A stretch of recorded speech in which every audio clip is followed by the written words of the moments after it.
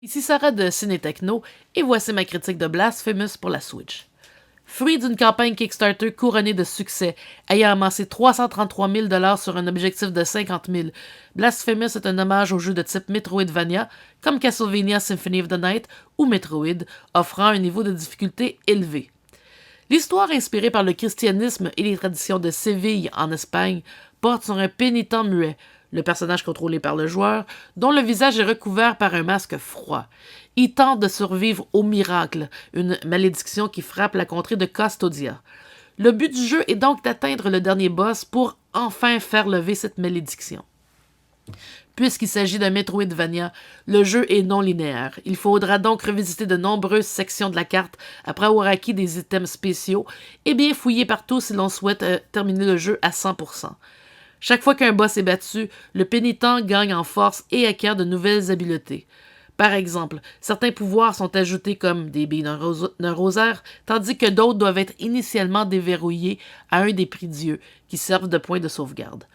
Chaque fois que le pénitent meurt, il retourne au dernier prix Dieu, mais sa barre de ferveur, qui représente les points de magie, devient alors restreinte par la culpabilité, jusqu'à ce que le pénitent retourne au point de décès pour récupérer ses points perdus ou qu'il visite une statue de confesseur. Maîtriser les contrôles est essentiel pour réussir car l'environnement est hostile.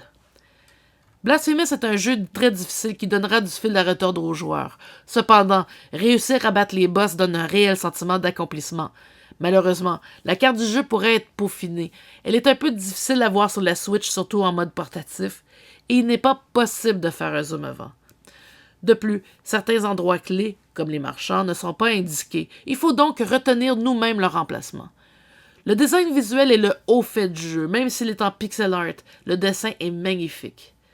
La musique ambiante est très bonne, mais certaines pistes rappelleront la trame sonore du premier Diablo. La traduction française est excellente, ayant bien transposé les éléments religieux du jeu et ne comportant pas de coquilles majeures, sauf à l'écran de démarrage où on peut lire « Appuyez sur la A ». Le jeu est relativement court si on sait où aller et qu'on ne tente pas de tout découvrir ses secrets, mais si on fait ça, ça permet d'accroître grandement sa durée de vie.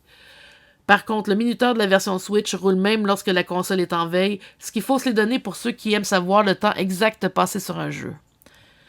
Même si la version Switch est généralement réussie, elle comporte quand même quelques bugs, dont certains qui forcent le redémarrage du jeu, par exemple lorsque le pénitent demeure pris dans un décor ou que l'icône de chargement tourne en rond entre deux sections. J'ai aussi constaté qu'après un certain temps, il faut aussi redémarrer le jeu car le jeu semble saturer la mémoire de la Switch, ce qui cause des ralentissements à l'écran dignes des jeux NES classiques. C'est dommage que la version Switch ne soit pas bien optimisée car Blasphemous est un très bon ajout au genre du Metroidvania, surtout pour les joueurs qui ont trouvé Bloodstained Ritual of the Night et Monster Boy trop facile. Avec une mise à jour éventuelle, ce titre espagnol pourrait bien devenir un classique, même si son niveau de difficulté élevé l'empêche d'être accessible à un public moins chevronné. Blasphemous est certainement un bon exemple de jeu dont la maîtrise est très satisfaisante. Il faut juste faire gaffe sur les plateformes et éviter de tomber dans les trous et les pics. Pour une trentaine de dollars sur le eShop, on y trouve son compte. Blasphemous pour la Switch obtient la note de 8.5 sur 10. Merci d'avoir été à l'écoute.